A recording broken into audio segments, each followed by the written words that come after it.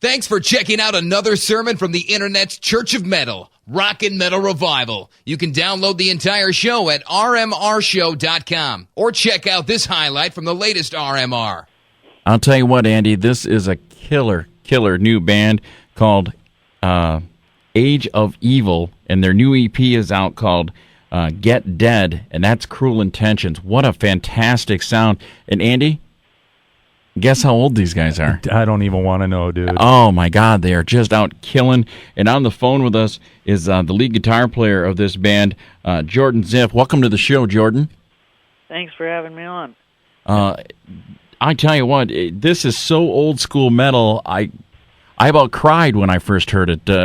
Thank you for being a real metal band. No doubt. Yeah. Thanks for thinking we're a real metal band. Oh well, you're holding your own with the big boys. You're in with the big boys, no doubt about it. Yeah, you definitely got that sound. I've been working on it since I was like 7. So. Since you were 7, so and you're what now? How old are you now? I just turned 18. Good Lord. Fantastic. 18 and in a great band. So I've been playing guitar longer than he's been alive, and I can't play like that. No. Hey, Jordan, tell us how you got the whole. Tell us the story, I guess, of the band and of Age of Evil, because I'll tell you what, there's going to be a lot of people hearing about your band in the near future. Well, it's a pretty funny story. It goes way back when before me and any of the other guys were born. Basically, our parents kept running into each other at random times, at random places, different states. It's kind of really coincidental. And they all lived in the same state. And after us four, me and my brother and Jacob and Jeremy, my brother Garrett, we all started hanging out at around, we were probably 3 or something like that. Mm-hmm. And we were all always into music, and we were just like, what should we do when we're older? Because we all wanted to do something together, and we're like, how about we be in a band? And I guess before I even played guitar, I started playing piano for a couple of years, and then I started playing guitar, and my brother started playing drums at the same time.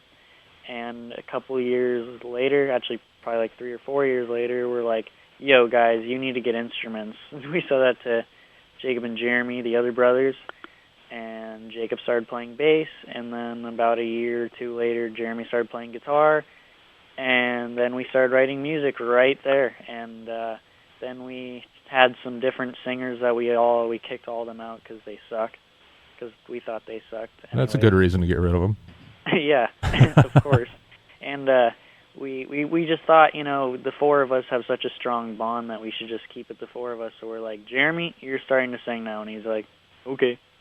So you all must have some natural abilities, because obviously none of you have been playing all that long, but, it sounds like you've been doing it for eons. Is music run in your families, either of your families? I mean, is parents musical? It doesn't really run in the Goldberg family, but it definitely runs in my family, the music. My mom played like 10 different instruments, and her mom played different instruments, and I just always had a passion for music, and no matter what genre it was, I just loved music. Well, look, listen through the EP, it stands out right to me. Now, these are two bands from our era, from Skid Row, and I mean, for you guys to pull off "Slave to the Grind" and "The Hellion Electric Eye," I mean, that pretty much goes to show you what kind of influences you guys have. Well, "Slave to the Grind" was a really funny story. We were in the studio in Europe this summer, and we were running out of studio time, and we're like, yo, let's do another cover. And we're like sitting around, what cover do we do? My brother's like, let's do Slave to the Grind. We're like, oh, that could be cool, man. And then the next day, my brother tracked the drums first take. We're like, fuck yeah, dude, that's it. And Nice. And then we tracked the guitars, and the next day, it was all basically like almost a 2-day thing. Like, we got it done really fast, and it was really spontaneous, and it just turned out really raw and metal. So, are you a big Skid Row fan? I mean, or was that just a song that you'd heard through the years and liked, or? Oh yeah, we're all definitely Skid Row fans. Very cool. And what are some of your influences? I mean, I can hear Maiden, I can hear Priest, I can, when I listen to your music. there are a million influences of mine. I mean, from 80s metal, 80s rock, 70s rock, the Beatles, just everything. Just anything that is real, because there's a lot of bands out nowadays that are just not real because, they have drum programming and all the guitar parts looped and vocal tuning and all that stuff, and we're not about that. We just get in the studio, do our thing, and when we come out of the studio, we're usually not fully comfortable with what we did, which is usually a good thing. It just means that there's always that emotion in there, when it's not edited. Well, I know your EP, Get Dead, just came out here recently. Is it too soon to ask, are you guys already writing for a full-length album? Is that going to be coming anytime soon? Hopefully in the next year or year and a half.